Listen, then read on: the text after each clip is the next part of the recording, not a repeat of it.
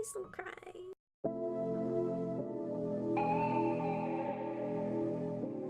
We're born in the moonlight. Ain't no fantasy. Can't breathe in the sunlight. Hello beautifuls, this is Aromie here. Welcome back to Changeling. Just had to double check to make sure my desktop sound is being recorded. But we're here finally realizing that maybe William's ghost has actually followed us home. Because he's been spending time with you like crazy and using that stupid amulet to keep them away so he could. Wait, what? He's had it on him almost non-stop lately. I thought he was just using it when he was helping you out. He's been using it so he can interact with you peacefully. So they were expressing frustrations for days and finally accumulated with this. I didn't even think about anything of it, sorry. You have to think something of it when you're on this side of things. If you told us all this earlier, we'd have done something about it. You would have done what? You wouldn't have just made him stop using the amulet and stay away from me. The realization suddenly hit me. That's what they've been talking about. Because that's exactly what you did earlier today, isn't it? You told him to stay away from me. For your well-being. What about his well-being? If you're aware, one of those things tried to shove you off the stairs, right? Yeah, I was there for that, thanks. William understands why it has to be like this. Understand, yes, but does he like it? Is he okay with it? Clearly not. Why haven't you guys just gotten rid of that stupid group that follows him around? I don't understand why that's so hard. Because they protect him. From what? You have no idea the things that high-level espers face, especially people like William. He is one of the top-ranked psychics in the world. There are less than 10, even 15 espers alive, and he's one of them. It's a constant onslaught of things that want him. Constant. And in a town like Pine Hollow, even worse. There are things out there that would love to get their hands on him. Things that have already tried before. So the price for safety is isolation. What kind of life is that for him? What's the point of being alive if he doesn't get to live? Everyone else's lives are important too. You have no idea what kind of things would happen if some high-level ancient got their hands on someone with William's abilities. So keeping him safe isn't even about him, it's about everyone else. You're so worried about everyone else. Who worries about him? I worry about him. Do you think I enjoy having to isolate him? Do you think I really like that? I hate it. I've known that kid for years, longer than you. Don't think you care about him more than I do, but sometimes we have to make tough choices, and this is one of them. So that's why even the club members avoid him, not because of his preferences like some people apparently want me to believe.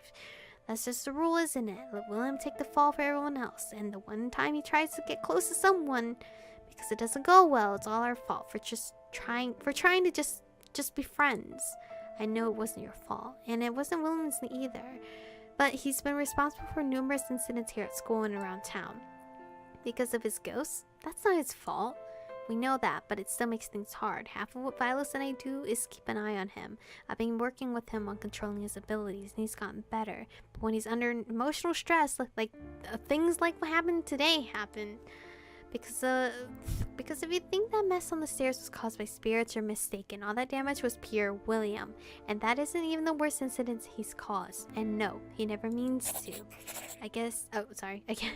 I read I and then I saw her name Guess. I know he's a good kid, but being a good kid doesn't mean he's not also incredibly dangerous. So the agency tends to pay really close attention to what he does. Guess lets out a long sigh and rubbed at her eyes. Look, as far as you can remember, a flock of starlings smashed into the windows and broke them, understand? That's the story you went with? That can't even halfway explain the damage that happened to the stairwell. We can't just completely change memories of what happened. We have to start with a grain of truth and alter it from there.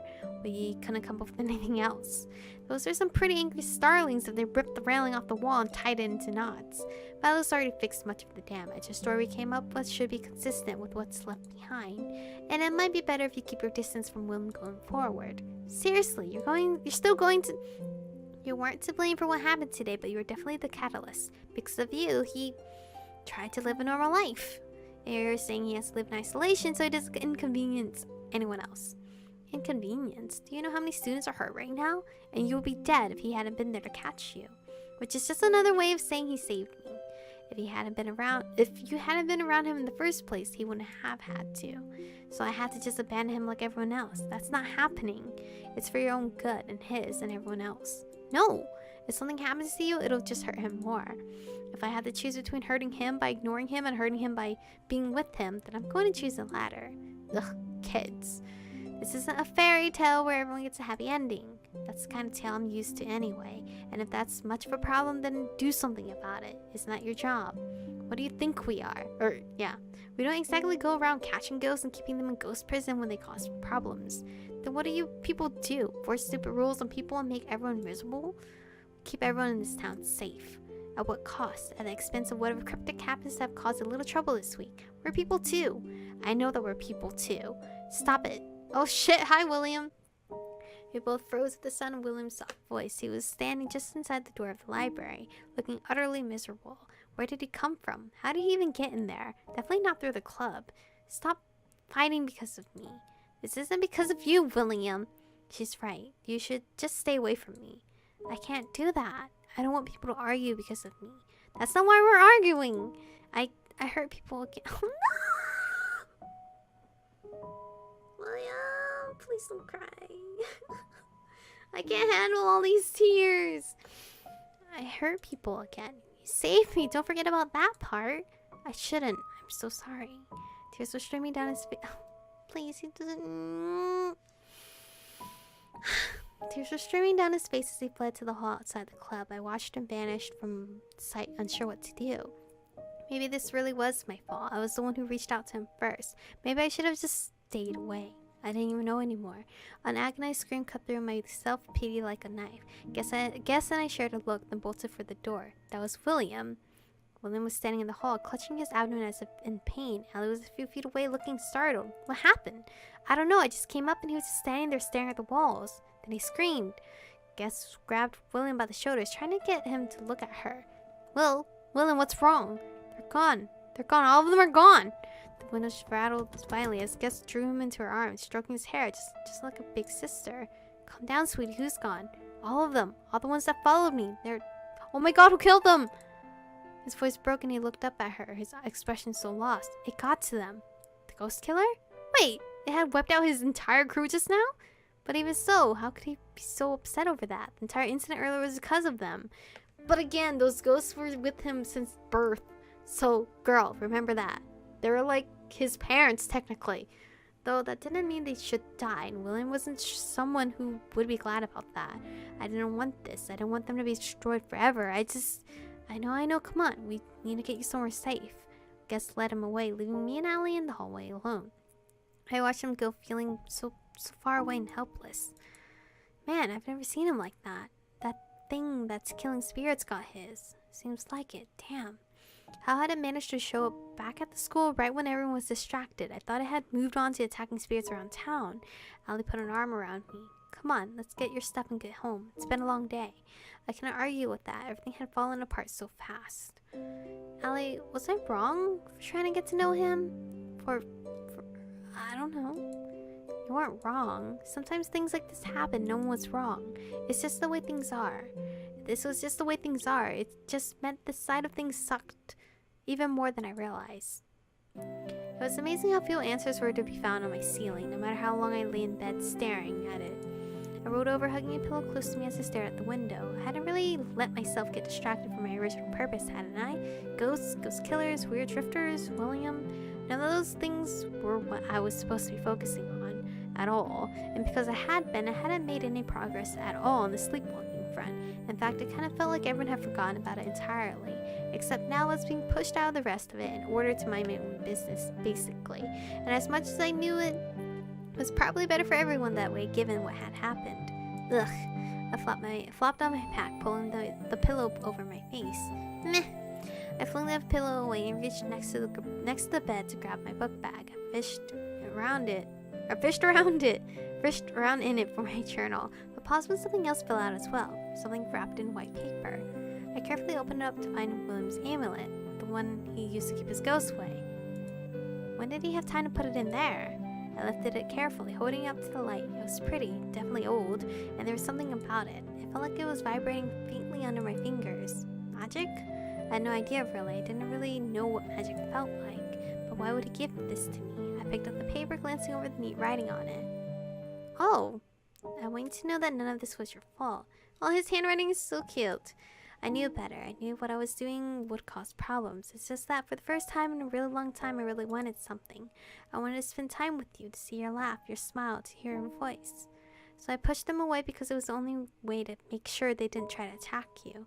But I knew they would get angry. They always do, and I pushed them away anyway. And they lashed out at everyone else instead. On the stairs, when I realized they were trying to hurt you, it made me angrier than I've been in a long time. Ever, actually. And because I can't control my powers, everyone was hurt, even you. This whole thing was because of me. I want you to have this. It'll keep things away. I don't need it anymore. William... When did he sneak that in? That's like Danny with his stupid freaking... What did he give us? A necklace or something for our birthday? That one hit me real hard. Because it was a sentimental day and everything. I held it in my lap before I realized it. There were tears. I felt so helpless in the face of all of this. Sleepwalking, Spencer, William. I didn't know what to do about any of it, and I hated that. The end of secrets. Ooh. I've never really been much of a lucid dreamer, so every time lately I realized I was dreaming while I was doing it. It came with a sense of dread, because that always meant I was sleepwalking. So when I first became aware of myself wrapped in fuzzy darkness, with that raspy voice at the back of my mind muttering about having to get back home, I immediately tried to force myself awake. It was a frustrating effort. Waking up was too automatic for me to really know how to do it.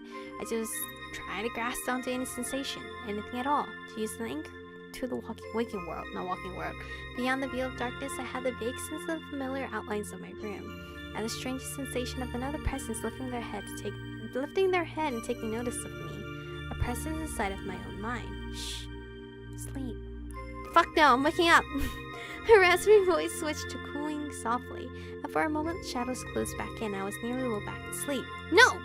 Panic warred and a strange and foreign sense of fatigue that wasn't at all physical. I was just so tired. Tired of this world, tired of these people. I wanted to go home. The thoughts bouncing around in my head didn't feel at all like they were mine. Who's there? Who else is there? It was my mind, so why did I feel like someone else was watching me? My foot came on something that sent burning tingles shooting up my calf muscles, and I bit back a scream of someone else's rage as I jolted awake. Friday, October 29th. Holy shit, 2 more days until Halloween. The worst thing about the feeling of coming back was the momentary disorientation as I worked out where I was and what I was doing. At that moment, I was standing at my doorway with my right foot feeling like it was on fire. I jerked back away from the barrier of herbs on the threshold, hissing softly as I scraped my foot against the carpet to rub away the feeling. Again, I've been sneaking out again. I inhaled slowly, counting 5 heartbeats before I let it out again. I hate this. The only good thing was that I was still in my room. The herbs were working. That was a little beacon of light to grasp onto, but even so, I had to figure out what was causing this. Why was I trying to get out at night? Where was I determined to go? Home. That's what I've been thinking in my dream, but what did that mean and why? Why did it always feel like there was someone with me? As I turned back to my bed, I rubbed my hands up my arms. It was so cold in my room. I checked the window almost on instinct. My heart leapt in my throat when I saw a figure there. Where, bitch? And I took an involuntary step backwards. It felt like my ribcage collapsed in, constricting both my lungs and heart. Oh, fuck no! I don't got time for this. I don't got time for this. There's so much bad shit happening to me. I don't have time for this. I couldn't even find my voice to scream. No, fuck that. I'm saving. We're seeing this Cthulhu looking person in the next episode because I don't got time for that right now. No. We just went through a life-death experience last episode and now crying experience this episode because we had to leave William alone and on his spirit friends are all slayed and now we see this motherfucker again. I don't know why my girl has not drawn this character or the other character to give to Bylos and Cass. I have no idea why, but this is where we're gonna stop. So thank you guys for watching today's episode. Stay beautiful and I'll see you guys in the next one.